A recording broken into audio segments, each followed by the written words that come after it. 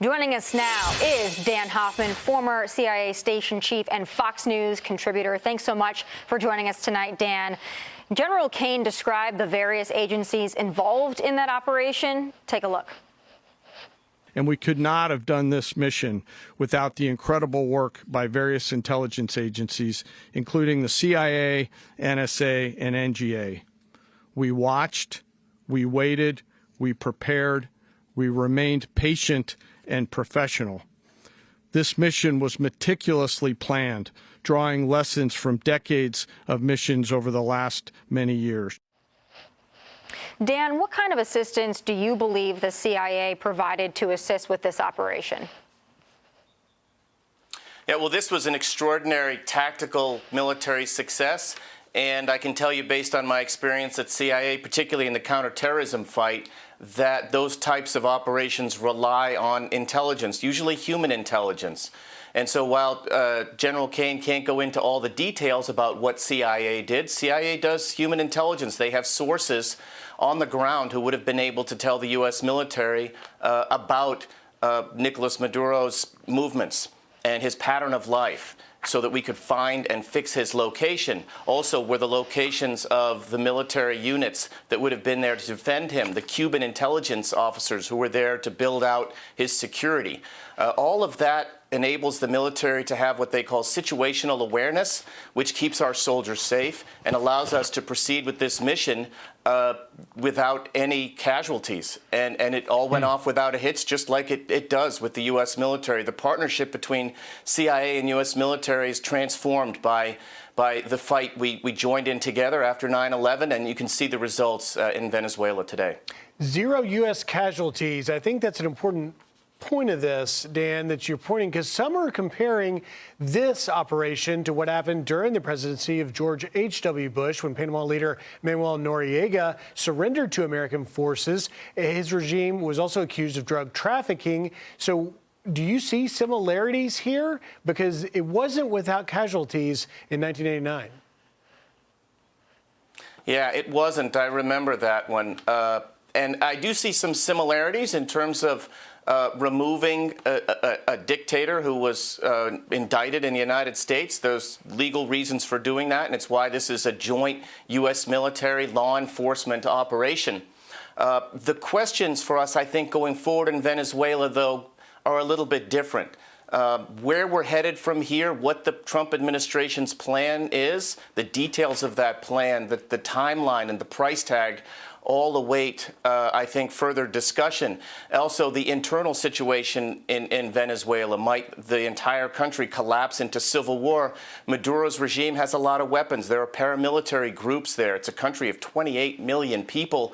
And the concern we have to have, aside from what happens inside Venezuela, is do they export some of that unrest in the form of refugees and violence? Could it become even worse for the region? So there's a lot right now hanging in the balance for the Trump administration and our allies in the region.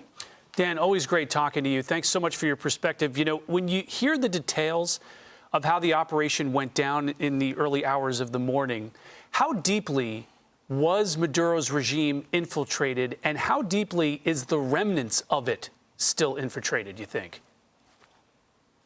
I think that's a great point. I think judging by the success of the operation, we probably had penetrated his regime pretty well, and I think that allows us to continue to have the situational awareness we require on whatever ongoing threats there might be from his regime.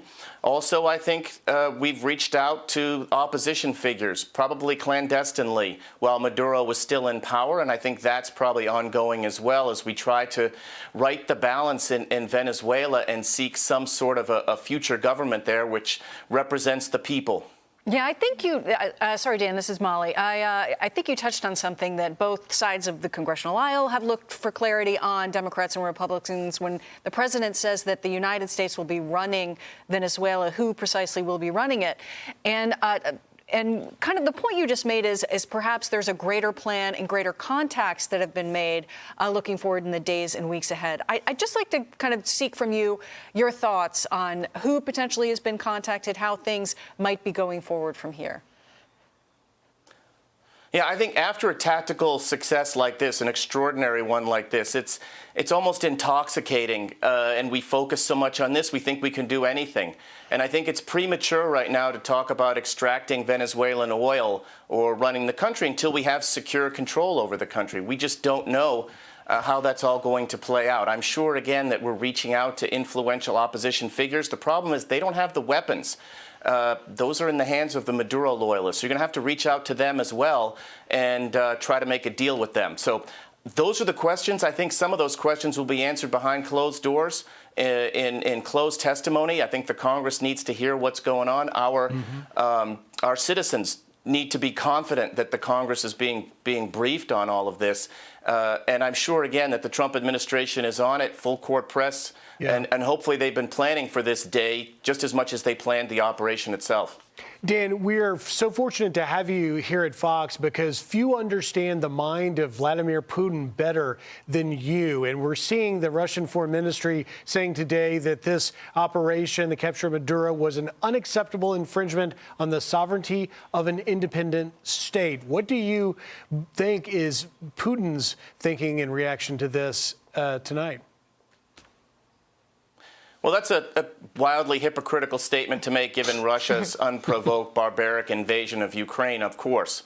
But the concern, I think, for the intelligence community, and it's something we'll be tracking, is the extent to which Russia, China, allies of Maduro's regime, and Iran might seek clandestinely to support Maduro's forces to the extent that they still exist and still have some power and weapons to cause us problems, even to the point of what we hope doesn't happen, which would be an insurgency. That could be incredibly costly, not just for the people of Venezuela, but for the region and beyond. So I think this is what Vladimir Putin is planning behind closed doors. Right now, it's just perfunctory diplomatic criticism of the United States that doesn't really mean a whole lot. But behind the scenes, I expect that we have sources in Russia who are reporting exactly on what Putin's plans and intentions are. Very interesting. Dan Hoffman, thank you so much for joining us tonight. Hey, Sean Hannity here. Hey, click here to subscribe to Fox News YouTube page and catch our hottest interviews and most compelling analysis. You will not get it anywhere else.